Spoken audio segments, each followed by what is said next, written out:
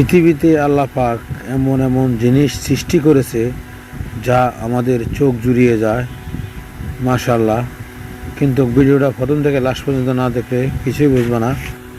ভিডিওটা শেয়ার করে সবাইকে দেখার সুযোগ করে দেবে। আল্লাহ পাক পৃথিবীতে আমাদের জন্য অনেক নিয়ামত রেখেছে, যেগুলা আমরা পেয়েও সন্তুষ্ট হই না। আল্লাহ পাকের দান, আল্লাহ পাকের কাছে শুকরিয়া আদায় করতে হবে। তার কারণ তুমি যদি অল্প থেকেও সন্তুষ্ট থাকো, আল্লাহ পাক তোমাকে ধন সম্পদ সব কিছু বাড়িয়ে দেবে।